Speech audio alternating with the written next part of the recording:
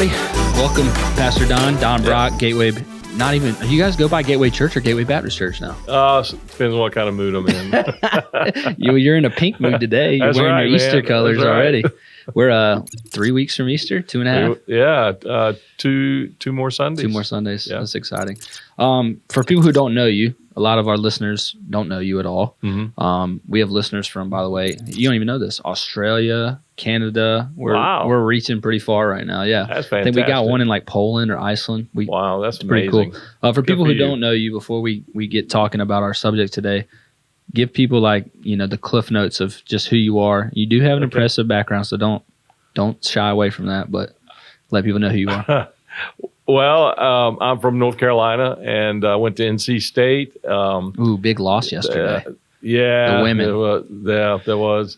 And my wife, she went to Wake Forest, so she's from North Carolina as well. But when I was a freshman in college, God called me into ministry. Mm-hmm. And so I started working at a church in Greensboro, and that's actually where I met my wife. And I was in youth ministry for 12 years. We got married, had 2 kids. And I was in 3 different churches with the same pastor. Okay. Yeah, we just kind of worked as a team. Wow, that's pretty cool. Yeah, I learned a lot about leadership from him. And so the last church I was a youth pastor in was First Baptist Charlotte. And then God called me to head to seminary because I'd not done that yet. Yeah. So I went to Southwestern Seminary, and I went to Oxford University in England, and just wanted to complete my education and finish that up. And then God called me. My wife and I had actually prayed that we just did not want to do the ladder climbing in churches. You know, the pastor is always looking for the next big church. We could care less about that. I like that. And so we prayed that God would let us go to one place and just plant there, raise our family there, but be invested in the church and the community. And of course, God could do whatever he wanted, but he honored that prayer. And we came to Gateway, and we've been here for 30 years now this year. Amazing. 30 years. And so people know, I grew up in Gateway. Yep. I've known you for my whole life pretty much. Yep. I'll be 30 this year, and that's crazy. Yeah. Watched you play a lot of baseball. A lot of baseball. Too much at times, but by God's grace, it worked out good. But yeah, you did our wedding, my wife and I's wedding. It means a ton to my family. But the reason I want to have you on the podcast today is you bring so much value that I hope you know this, and I mean this sincerely. You've always had a main focus on young people. I've always known that about you. You are an under-the-radar person of influence in the church community, especially in the Southeast, but in the Baptist domination as well. But you have so much interesting things to talk about. For most of our listeners are small business owners or owners-to-be. So we have a lot of people that own businesses, some from a faith background, some not. And then a lot of people who listen who are thinking about starting a business and they're on the fence. Mm-hmm. And so they're trying to figure out, well, is this for me? Should I quit my job? Should I not? I've always had a passion to own a business. And I just wanted to talk to you about some of the things that I feel like your calling card, so to speak, for me. And you talked about this off air, but you're known as an encourager. You're going to get a hug when people see you, right? Right. And you're going to give people an uplifting word and make them leave away with a smile. But one of the main things when I think about you, Pastor Don, is, by the way, are you a doctor for your PhD from Oxford? I didn't get my doctorate from there. Oh, but you have one. I got my doctorate from Southwestern in Fort Worth. I've never called you Dr. Brock before. Hey, I don't really let anybody do that. I like that. That's to me a more. I love Pastor Don because I think that's it's not a barrier. Yeah. I think sometimes other titles can be barriers. And, well, talking about barriers, like that's exactly what I'm saying. You've always been someone who has been consistent. You have a church of 2,400 people now, one of the largest in South Carolina. I wouldn't say in terms that. of denomination. We're a good sized church. We're not the largest, and not that it matters size wise, but to give people context, that you lead a large group of people. Right. You have a staff of over a dozen at least. Well, we have like 60 plus people on payroll because we have a weekday preschool program and an after school program. But there's 6 ministers. Right. So yeah, I've got a great staff. I love our people, and they're just fun to work with. And the preschool is one of the best, absolutely known as one of the best in the city. No question about that. Yeah, it is. But trying to give context to you lead a large organization, whatever you want to call it, a large Right. church, and you've been doing it 30 years that you said at one place, which is rare. Mhm. And so you have so many valuable things that you can share with business owners who some are trying to do it God's way, some are just trying to do it a great way. Because as we've said on the podcast the last few episodes, this is going to be one of the most difficult years of business I think people have ever seen.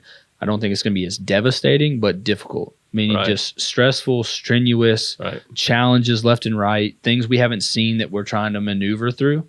Well, you got supply issues, you got cost Yes, issues, you got staffing issues, Right. you name it, y'all got it right now. Exactly. And so for someone like yourself, that's why I think the value, who's had so much consistency in the type of person you are and the leadership you've brought to people, I think you can bring a lot of value. And the first thing I want to ask you about is, you mentioned your 2 kids, Katie and Mac. Right. You have 2 very unique, let's say that. Yeah, I'll say that. And then unique. Very unique children who are Yeah. well-known public figures as well, Right. in their own ways. Right. Your son Mac, obviously being a world-class musician, worship artist, Right. you name it. Anyone in the Christian world, probably 80% of people probably know who Mac is. And then Katie on the, I don't even want to know, humanitarian side. Is that what Right. you would classify it as? Yeah. You have 2 dynamic, unique kids Right. who you have great relationships with still today. Right. Talk about, there's a lot of people in the business world, business owners, who either sacrifice family or sacrifice their business, and they've had a work-life balance, whatever that Right. means. Were you able to do that? How were you able to have this beautiful family you had while leading a large organization, a group of people? How did you do that? Well, balance is a key word, and I tried to learn from the best. I tried to read a lot, but mainly, of course, my source of authority is Scripture, Right.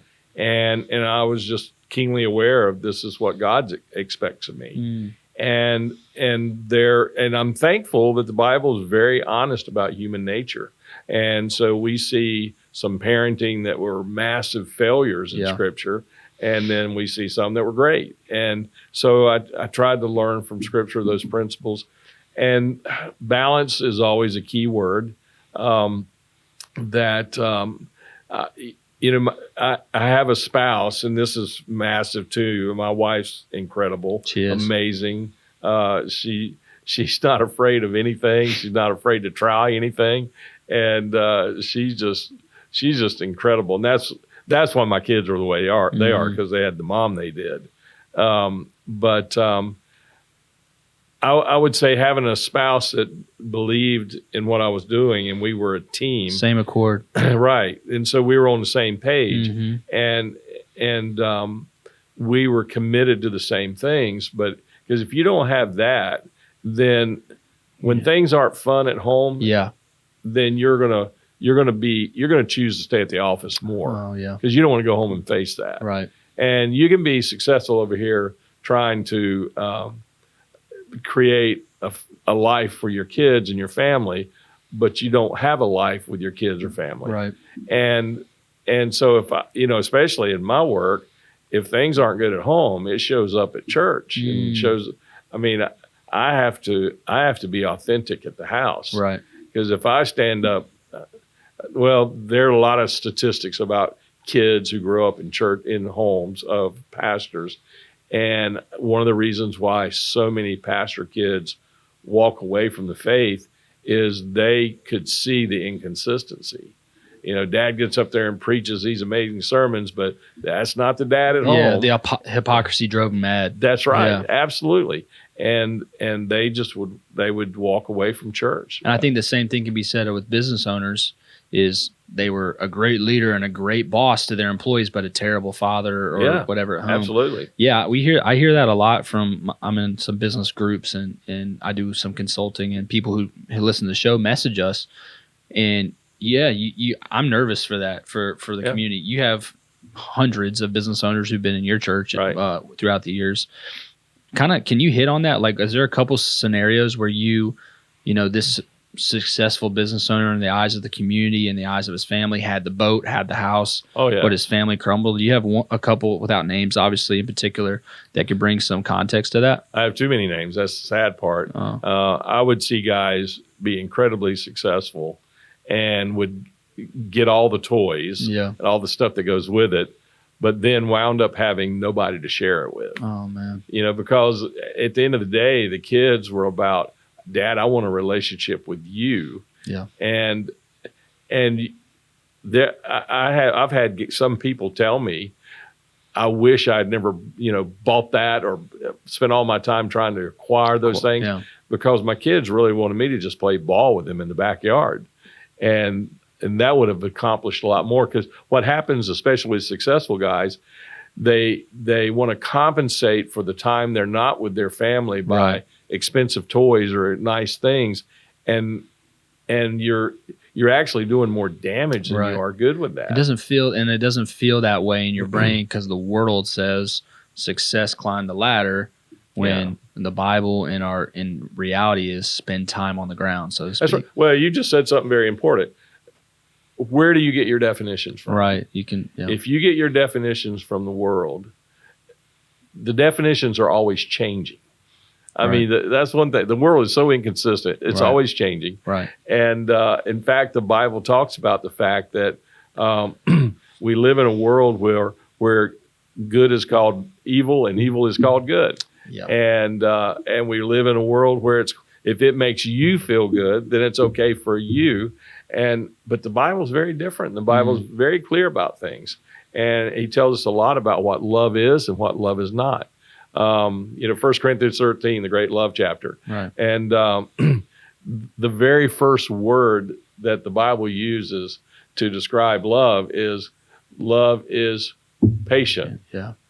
I mean, and if anybody who's in a meaningful marriage or family, they will say, yeah, patience is a big one. Yeah. And it's interesting that that's the first word the Bible uses. And, being patient with your wife, your husband, your kids. And the easiest thing to do is to not confront the things at home and not confront yourself. The easiest thing to do is to run to work. Yeah. And because you're validated there, you feel the numbers tell you you're awesome. Right. You're awesome. You're amazing. Yeah. And, I'm really big about the love language thing. Yeah. And Gary Chapman's a friend of mine. He nailed it with those 5 love languages. If you're not, and so for me, my wife's love language is acts of kindness. No, really? Yeah. The one that's in the yard every day and doing projects? Yeah. And so, which actually saves me a lot of money, because if I buy her roses, she'll go, yeah, that's nice. Why did you do that? But if I make the beds up or wash the clothes or take out the garbage, she says, oh, thank you. You took that off my plate. Thank you very much. Awesome. It saves me a lot of money. Yeah. But here's the deal. My job is to be the world's expert in speaking my wife's love language and my kids' love language. And if you want to connect with your family, learn their love language. And the world says the opposite. They say everyone should conform to you and what you like to do. That's right. Yeah, that's interesting. So here's what happens. Yeah. Guys who never speak their wife's love language. Right. And consequently, their wife doesn't speak their love language, or her husband. Right. Because, it can be reversed. I've seen these roles reversed. And so they're not speaking their love language back. And so at work, somebody comes along, somebody else starts talking your language, and you go, that makes me feel good. Right. And before you know it, you want to hear more of it. So you hang out more with that person. Yeah. And before you know it, you're in a wrong relationship. Right. And so when I'm not speaking my family's love language, I'm probably not going to hear it back. That's good. And so I've got to be the world's expert at that. Is that what you did with your kids? Absolutely. So because I remember, I know your relationship with this is something that's really interesting. Your relationship with your kids, a lot of people, they have great relationship with their kids that I've seen, and then they go on and they're like, they almost like reminisce in their past relationship with their kids as they get older. Yeah. Yours has seemed from the outside to get stronger. Oh yeah, we just came back from vacation with Mac and his family, and they were going to do a big trip on another vacation. They called us, said, "Hey, we want y'all to come." That's so cool. And yeah, that's really cool, especially when they pay for it. Even better. Even better. But every other year we do a big trip with one of the kids. Yeah. We let them decide where they want to go. I remember you telling me. And then that. I plan all that. Well, last week was Mac's turn. Okay. And so we did all that. We had an amazing time. And we don't let anybody set anybody else's agenda. We just love being together. And if somebody wants to go off and do this, that's okay, and that's fine, and it's great. We have a great time. That's amazing. So we celebrate each other. I think that's the key to that part of our show is celebrating and journeying with your loved ones and spending time. My love language is quality time. Yeah. I don't care if we're in the bed of a truck. I don't care if we're throwing trash out. As long as I'm spending time with my loved ones, I'm good. Right. Creating that space, to have time, with your family and so and we can celebrate. That's exactly right. And then we can celebrate with each other. I mean, my son's music is in 171 different countries right now. Right. And his record label called him and said, "Your music has now crossed the 500 million mark." Wow, of streams. Of download streams. Right. 500 million. Amazing. I mean, I get excited if 5 people listen to my sermon online, and the sphere of influence that is. Right. And we just so he needs a say. Everybody's wanting a piece of him. Yeah. And he's all over the place. He's going to Israel, do some tours in there. Mm-hmm. We just went on vacation to Hawaii. Wow. And at the end of the vacation, he flew to another island to do a concert. And so it's just constant. So we're kind of like his, we're just the safe place to be. Yeah. We can be who we are. When you're getting drained like that, you need something to fill you up. So that's right. That's incredible. So, yeah, I just think your kids, man, it's just incredible what the Lord's done with them. And I know a lot of people listening to this have, if they're being honest, they have struggles with that, their kids and their family. And I think what you said something key. You said they didn't want the stuff, they wanted dad or mom. Right. And I think that's the critical thing is to focus on that. Either a business owner, as a leader, anything, especially as a business owner, because like you said, the hypocrisy level is raised where kids are hyper focused on. Well, you just said something. You said a key word just a minute ago about being filled up. Mm-hmm. Everybody's got tanks. Yeah. You've got an emotional tank, you've got a physical tank, and you got a spiritual tank. Right. And they're always draining. Always. Mm-hmm. You get in your car, the tank is always draining. And if you do not have a way of regularly filling up those tanks, be empty quick, they will get empty, and they will get empty. Yeah. And when you have one tank, well, it's kind of like emotionally. If you let your emotional tank drain and it's empty, it affects the other tanks because you will always feel tired. Right. You don't sleep well. You can't sleep. I mean, so they interact with each other, and so just like you have to always stop and put gas in your car or electricity, whatever, you got to find out what fills me up emotionally, what fills me up spiritually, what fills me up physically. What am I doing to care for that? Because if your tanks are running low, you have nothing to give to anybody else. Right. And so as a parent, I just when I got home, I wanted to make sure I was at my best. Otherwise, I just want to crawl in bed and crash and not deal with the kids. And if you let all 3 of your tanks drain, that's called burnout. And it takes a lot to get out of restart that. Yeah, recharge. Yeah, and you don't just put gas in the tank. It's a whole process. A new transmission. Yeah, it's a whole new process. So I would challenge any of your leaders, and especially in business, what are you doing to take care of yourself physically? What are you doing to take care of yourself emotionally? But what are you doing to take care of yourself spiritually? That's good. And keep those, if you don't fill those tanks up, you are cheating your wife, you're cheating your kids, you're actually cheating your employees. Right. You're shortchanging them. Yeah, you're shortchanging all of them. That's good. Wow. So to piggyback into that, you kind of, to use your example to get into the conversation, you have been at Gateway for a long time. You've been a leader in the church, at least at Southern Baptist Convention, big time, I think. Very influential. You have, like you said, you dropped Gary Chapman's name, if people don't know. You just have a lot of influence with people, but no one really knows about it. You've always kind of been under the radar, right? Which that's the way I like it. I know that's the way you like it. And that's what I wanted to talk about is in the world we're in right now, everybody wants to be uplifted and held in high esteem, and everyone gives an award and all these things, right? It's an illusion. It is. How did you do? What made you? I mean, I think I know the answer, but can you tell our listeners? A lot of people are praised as a business owner. Man, you're so successful. You're so this. You're so that. Man, you're doing so well. Your house is so nice. Your business you built is, oh my gosh, right? Yeah. I've definitely heard those things, and you hear enough praises enough times, you start believing it, right? Yep. How did you, using your experience to help other people, how did you allow the mellowness to continue? How did you not get high on your own supply? That's a great question and a great observation. And there are biblical principles on that. Mm-hmm. And I paid very close attention to what the Bible says. Mm-hmm.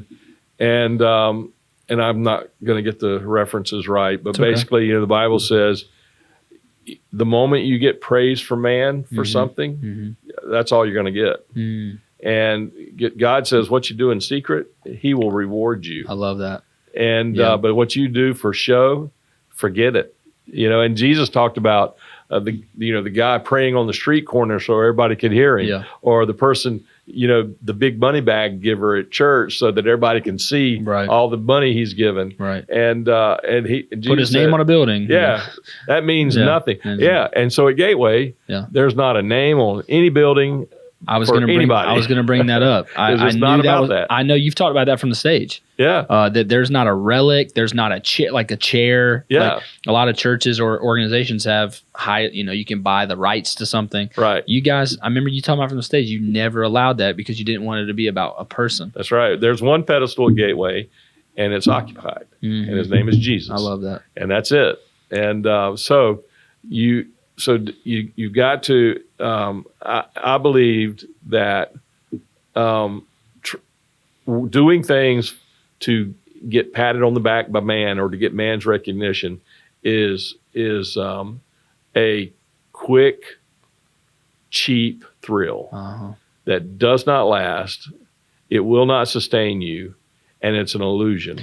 But did you have people, I know, because we're all human, and even yourself, right? Whenever you started to creep that way, even a little bit, after a great weekend message or something like that, because at a church your size, 100 people come up and say, great message, right? Right. How did you, was it like a friend, your wife? Like, who helped you kind of, hey, Don, land back the ship a little bit, land the plane a little bit here. Come back. God gave me the perfect wife for that. Yeah. It was all right. We'll be driving home from church. I said, that was a pretty good sermon, wasn't it? Yeah. She'll look at me. It's like, oh, it's all right. She douses your fire real quick. That's all I'm going to get from you. So God protects me with the right spouse that he gave me. And she keeps me in check. And I do the same for her. I keep her in check because, all of us and everybody in my family are in very visible positions. My daughter is a professor at Auburn, and she runs international studies. She does the world issues and hunger and sex trade trafficking. And she's accomplishing amazing things. Highly acclaimed author, right? Like publications and stuff like that? Not an author. She's in the middle of writing a book now, but she just got a national award for her work. There you go. That's what I mean, she's sought after. She spoke to the entire student body at Liberty University. Amazing. And Mac several times has led worship there. Yeah. So that's really cool. That is cool. But the things that they are accomplishing is amazing. But so our job is to kind of help them keep their feet on the ground, right? And also to live it as an example. So one of the things that we did, we were very intentional about teaching them generosity. And so I would say this to any businessman too, choose to be generous first. Yeah. I've actually talked to businessmen and challenged them, say, think about, we're called to tithe our money, our income. I want you to think about tithing your business. And they look at you like, wow, that would be a stretch. And say, yeah, it would, wouldn't it? That'd be pretty cool. And, but just think what could happen with that. That'd be amazing. And, so I like the story. There was a business guy and he was just starting out and his pastor was helping to disciple him. And so he was faithful to tithe. And then he started making big bucks. And so he admitted to the pastor, said, I'm making hundreds and hundreds of thousands of dollars. It's hard to tithe at that level. He said, oh, I've got this. And so the preacher started praying, said, Lord, I pray that you will take away a lot of his business now and lower his salary That's amazing. so that he can start he said, no, don't pray that. We've got to have these principles in place that we choose to live by. Right. And the Bible's full of these principles. Yeah. It's just a matter of you going and finding them and applying them. That's right. You're really enjoying our conversation about leadership, about how to, do this God's way in business, life, church. Last question I want to ask you and kind of have a semi-longer conversation about is, you've been around culture shaping leaders forever. I mean, your whole life. Right. You are one and you know them better than most people. I think most business owners would, in their mind, dream about someone at their funeral saying, oh, he was a culture-shaping leader. He changed the room when he walked in, just the atmosphere changed, or he made impact on people's lives, real impact, not just change, but impact, I think are two different things. What are some of those attributes? If one of our listeners is listening and they're like, oh, well, I'd love to do that, but I don't even know what that means. Throughout your experience, this is more an opinion question, I guess. What have been some of the consistencies that you've seen in, what's the pastor at New Spring now that's so well known? Clayton King. Yeah. Clayton King, a Mac Brock. Gosh, I'm sure the list goes on and on for you. Yeah, Clayton's a great friend, and so yeah, he's a good example. But what are some of those attributes? What have they been? Well, some of the attributes I think is you don't make yourself the story. Oh, what a good. You always seek to put the spotlight on the other person, and so you become their cheerleader. Right. If you really want to influence somebody, you may have the greatest things to say, and you may have the perfect things to say, but if they don't know how much you love them and care about them, they're not going to give a rip. Right. You talked about young people, and one of the reasons why I'm passionate about young people and our students and college students is 2/3 of the people that are believers today became a believer by the time they were 13. 3/4 became believers by the time they were 16. Wow, I didn't know now, that. I mean, so obviously adults can get saved, sure, but more likely it's when they were younger. There's another statistic that really gets me going. The only 20% of people who are active in church as a teenager, by the time they get to their age 29, they're totally out of church. Only 20% are still in church. That's interesting. Yeah, and here's the kicker. Okay, what they discovered that those who stepped away from church,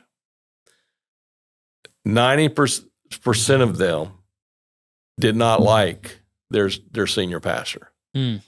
They thought he was, whatever reason. They didn't like him. They didn't trust him. Maybe he had been unfaithful. Right. Maybe he just felt like a phony. Yeah, or screamed and yelled at him. Yeah. But they did not like their senior pastor. And so you think about it, as a kid, when you look at the pastor, who do you relate that to? God. Right. Yeah. And so they I don't like my pastor. I probably won't like God. Wow. And so that hit me hard. I'm sitting there it's a big cross to carry there. Man, I don't want to be in that. Yeah. And so they discovered that people that had a great relationship with their senior pastor, they want that for their kids. And they say, I need a senior pastor in my life. I need a pastor who's speaking into my family. And so, that's why last night I went to one of our staff members, his young son. I went to his baseball game, sat out there for 2 hours, loved it. But while I'm sitting there at the bleachers, I got to connect with a whole bunch of other people. Right. And found out, there was one individual there who actually grew up in our church, but I hadn't seen them in like 15 years because they moved out of town. Right. And so it was great. That's awesome. But that's why I like to invest in those students, because it's amazing how many of them wind up going in the ministry, but they typically wind up staying connected with church and for their family. So you said the first thing is not making it about your story. Right. I think that's critical. It's so easy to want to use ourselves as a megaphone, so to speak, instead of pushing that attention to someone else. What else? Like, business owners. Let's go to business owners. You have talked to hundreds of business owners throughout. What has been some of the? I can think of a couple off the top of my head, but I don't want to say them. I want to see if you say them that have had the biggest impact. What do you feel like they did so well? Do you have any friends that had businesses that were just thriving that did it God's way that you can share a couple stories? Oh yeah, I just I call our business owners on a regular basis, just talk to them, encourage them, and it's interesting how almost every time I make that phone call, they needed that phone call. Oh wow! So I pay close attention to the Holy Spirit. Whenever He prompts me to send a text or to make a phone call, I'm going to do it. I've been on the receiving end of a few of those. And so timing. And so they need. Those guys need somebody to speak spiritual truth to them, but also be an encourager. Right. And so I called one of our guys today, and he just found out something that's going to be a big deal changer, and he was really nervous about it.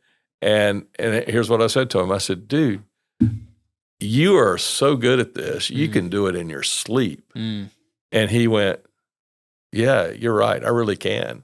I said, I wouldn't lose sleep over this then. You'll be fine. You've got this. And he just needed somebody who believed in him to speak a word of truth and totally put him on a different path and totally changed his mindset. Right. But what he's getting ready to do is going to impact a whole bunch of other people. Right. And so I get to impact people I never meet. Oh, I love that. I absolutely love that. I'll give you an example. Please. Our middle school, our children's pastor, one who just preached the sermon series, he was mentored and he was led of the Lord and mentored and discipled, and then later worked for another individual. And so Jeff was mentored and discipled by a guy and named Danny. And Danny, I led him to the Lord and discipled him when he was in high school. That's crazy. So when Jeff came on staff, I said, Jeff, you're my spiritual grandchild. And we laughed about that. That's but so cool. That's when it got real. So I had a huge impact on Jeff before I ever met him because I influenced the person that influenced him. You have me thinking right now, we have 25 employees in my two companies, and we talk about this a lot. My wife and I do a lot, that the impact you make on one of them, they have their whole influence of people. That's right. Ripple effect is the word that Chris and I have been talking about. You throw a rock in a pond, the ripple goes all the way to the edges. Absolutely. Every time, right? Absolutely. And so that's what you're saying. And hopefully our listeners, our business owner listeners are hearing that is don't forsake or minimize your impact because maybe you have a small team or maybe they're young, inexperienced, all these things that we can convince ourselves like, oh, I don't have that much of a focus right now needing to be a great leader or a culture changer. Right. You have no idea the way that you can transform somebody's life by, like I said, making it about them, praising them, encouraging them. just making an impact. Absolutely. That's pretty awesome, Pastor Don. Do you have anything else, to add to this conversation before we kind of wrap up? When it comes to like maybe something big that's been on your heart with business owners, business in general. I think something you said that we kind of glazed over that I do want to say, maybe it's this, is the giving piece, right? The generosity side. Because COVID the last couple of years has made people kind of pinch, and hold things really tight right now. Right. I know I was convicted a little bit when you said it. Like we just gave to a guy. One of my friends the other day had a baby, and we were able to give him something. But I remember it addressed something in me now what you said, I'm like, man, I need to do that more often. Yeah. Like I haven't been as generous the last 12 to 18 months as I should be. There's nothing more thrilling for me to watch my kids be generous and watch them emulate what we did when they were growing up. Right. That is the best feeling in the world. Yeah. And then hopefully one day see my grandkids do that. Right. But I would say that I would encourage business guys, just like I do at Gateway. When I think of the church community, I have to be a kingdom thinker. And so I invest a lot of time in a lot of pastors, encourage them. When I know some guy's hurting, I'll make the call. But I try to think in terms of what's best for the kingdom. So as a business guy, of course you got to make decisions that are best for your business. Right. I got that.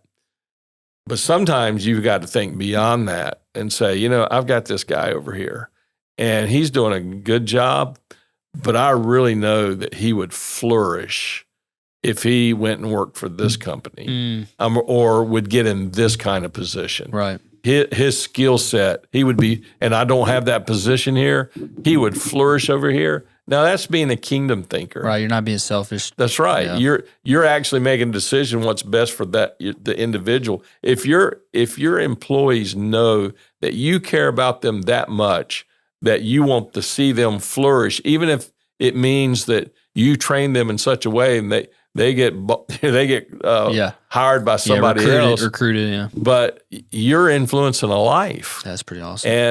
And you got to be okay with that, because I'm going to tell you, people are going to leave your company, right?